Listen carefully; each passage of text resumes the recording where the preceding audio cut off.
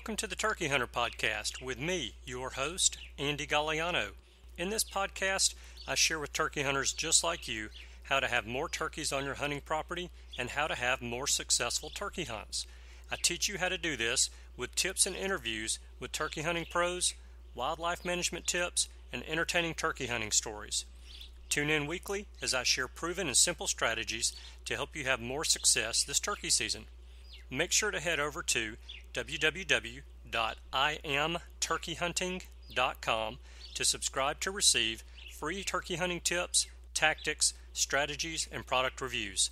Also, please visit and like my Facebook fan page. Go to Facebook and search I Am Turkey Hunting, and also feel free to post your turkey hunting photos from this past season and let us know where and when you killed your bird. For all of you Twitter users out there, please follow me on Twitter, where my handle is @TurkeyHitman, and I will be sure to follow you back. And now, for this week's show.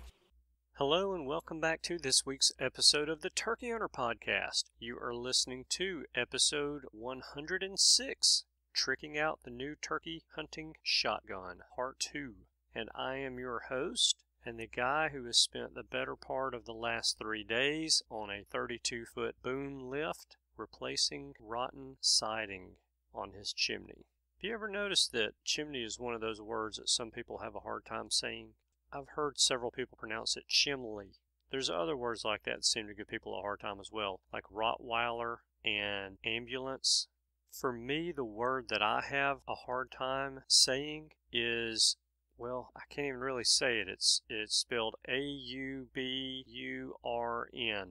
So I can't really say that, but I have a hard time with it. So we are 132 days, 10 hours, 50 minutes, and 16 seconds away from opening day of spring turkey season in Alabama.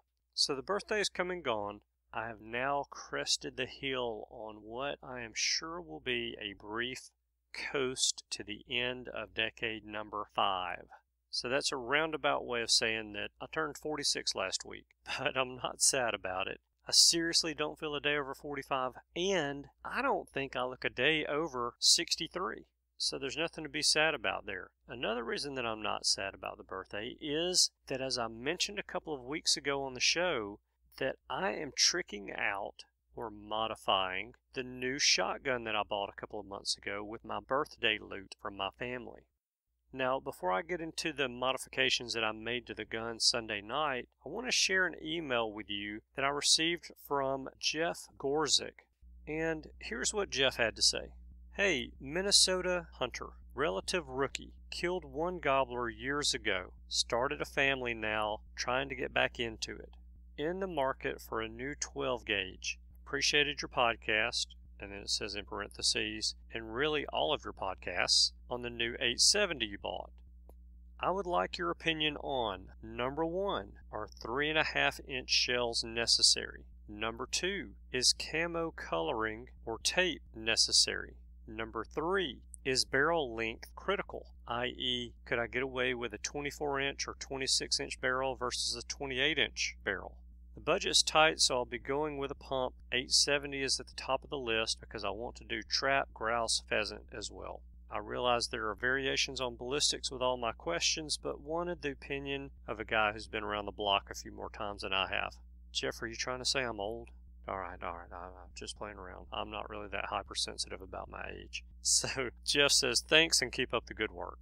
Well, Jeff, thank you very much for your email. I really appreciate it. It's great to know that you're listening to the show and that you're getting some good info from it. So, to answer your questions, the first question, are 3.5-inch shells necessary? The answer to that question is no. What is necessary is shooting the shells that put the most pellets in a 10-inch or 12-inch circle at 40 and 50 yards and have the most consistent pattern as well. You want no holes or gaps in the pattern of those shells at those distances at 40 and 50 yards. And you also want to shoot the best performing shells at 20 yards so you can see how well they perform at that distance also.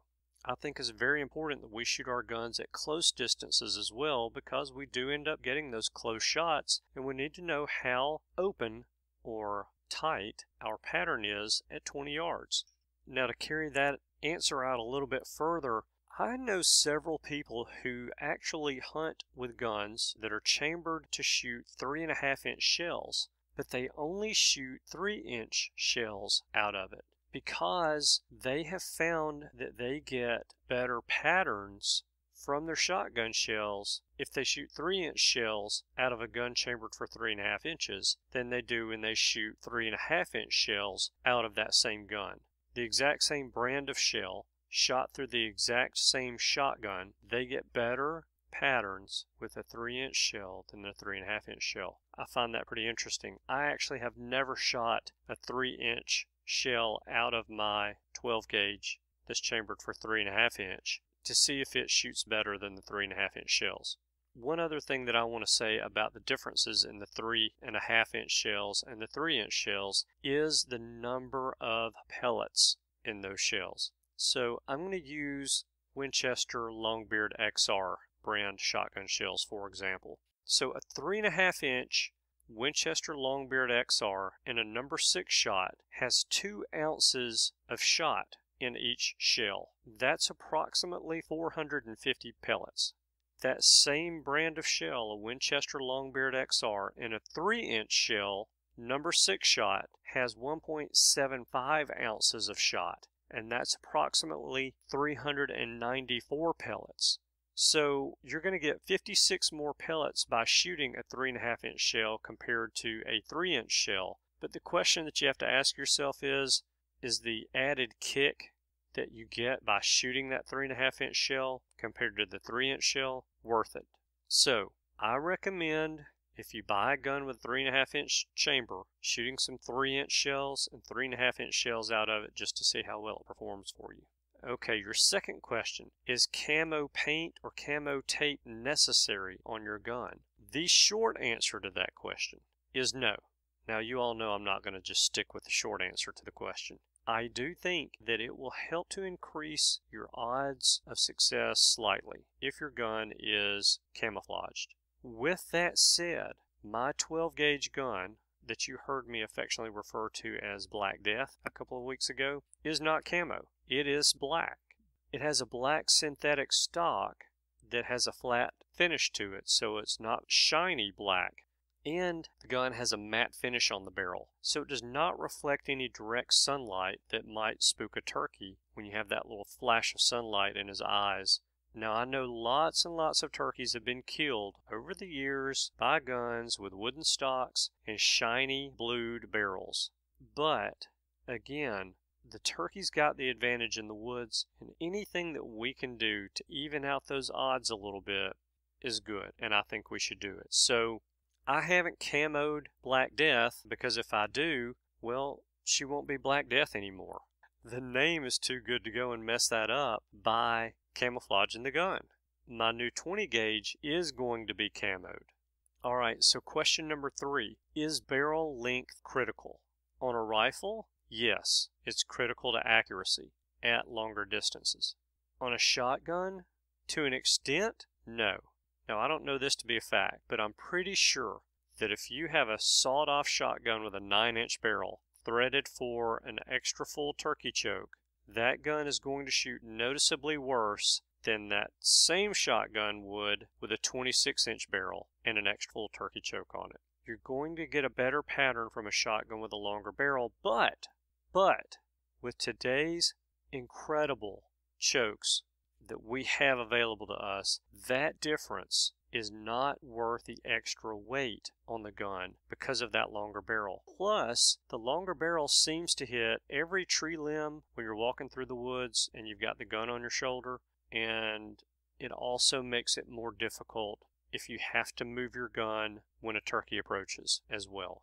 That extra length is something else for a turkey to see. It's also something else to bump into a vine or a sapling or weeds or anything that may cause movement that would cause that turkey to get spooked and leave town.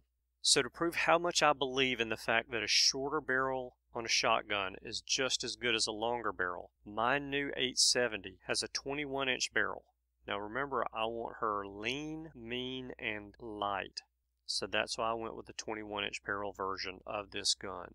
So I'm going to tell you, don't worry with the longer barrel. Instead, focus on finding the perfect choke for your gun, and you'll be extremely happy with your gun's performance in the turkey woods, or when you're grouse hunting, or pheasant hunting, or shooting trap as well. So Jeff, I hope this helps you, and in the future, please don't hesitate to email me if you have any other questions that you think I might be able to help you with. My email address is andy@iamturkeyhunting.com. Thanks again for your questions. I really appreciate it. You know, I'm never going to claim to be a ballistics expert, but I do love to shoot guns, and I have a little bit of knowledge of shooting sports. Okay, enough of that. So, since I've been talking guns the whole episode, I'm going to keep on. So Sunday evening, I spent about 30 minutes making the modifications to my new shotgun after all of my family members left from my birthday party. And I have to say that she looks pretty dang hot. She is solid black right now, slim, light, and ready to go. The choke stock is on, so I got a butt stock and a fore-end. Those are both installed. I've got a sling, and I ended up getting 3 chokes to start with. Now I may change these chokes out with some others if I don't like the results that I get from these 3. So what I have is a Jeb's choke ported and in a .565 constriction. Now that's pretty tight for those tungsten steel shot in these shot shells that I have, because I'm told that these type shells shoot better and more consistent patterns from a more open choke. But I'm going to try them with this choke and see how they perform. I also got the Heavy 13 turkey choke tube that is non-ported and in a .575 constriction. Now this choke is Heavy Shot's brand of choke to shoot heavy shot shells with. And I'm guessing that since it is their choke, that it's been properly engineered to shoot those heavy shot shells, which I just happened to get a box of, thanks to my sister. So I'll be trying those out with that choke as well. The third choke that I got is a Carlson's screw-in flush mount turkey choke at a .575 constriction. The other 2 chokes that I got are extended chokes, so they actually extend out of the end of the barrel, whereas the Carlson's, when it's mounted, it is flush with the end of the barrel. Now I wanted to get this third choke in a looser constriction to see what effect, if any, the more open constriction has with that heavier than steel type of shot. But I couldn't find a reasonably priced choke with a .585 to .590 constriction. So I'm going to go with this and try this Carlson's choke out. It was in the $20 range. It wasn't very expensive, so I'm looking to see what that one can do as well. So I'm headed to the range to do some shooting this weekend, and I'm pumped up about that. I've got to make a quick stop at my local printer shop to see if they have any large pieces of scrap paper that I can get from them to use as a target to see how tight the pattern is while I'm at the range. I like to use a very big piece of paper for my target so that I can see where every pellet hits from those shots. I'll be taking my pen, my paper, and my recorder with me to record some of my discoveries while I'm at the range, and I'll be reporting back to you guys next week with my findings. Now, in the meantime, do me 2 big favors this week, please. Favor number 1, take some time and do some real soul searching over the next few days, and do some research over the next few days, and go vote next Tuesday for the presidential election. Vote for the person that wants to protect your freedoms, your hobbies, your well-being, and your lifestyle.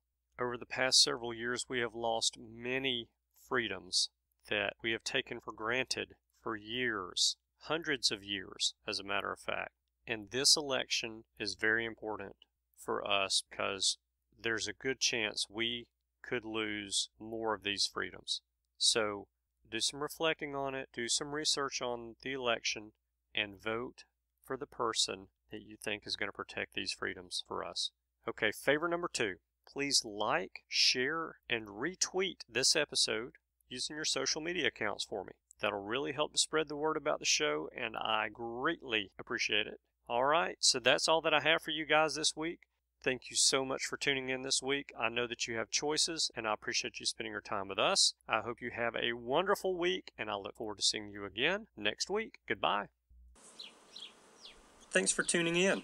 You were just listening to the Turkey Hunter podcast. If you enjoyed the show, please go on over to iTunes and leave a 5-star review. And make sure to head over to www.iamturkeyhunting.com to subscribe for free turkey hunting tips, tactics, strategies, and product reviews to help you have a more successful turkey season. And stay tuned for upcoming episodes on hunting afternoon birds, how to film your hunt, and the breeding cycle of hens, as well as some guest interviews. Thanks again for listening. We know your time is valuable, and we appreciate you sharing some of it with us. See you next week.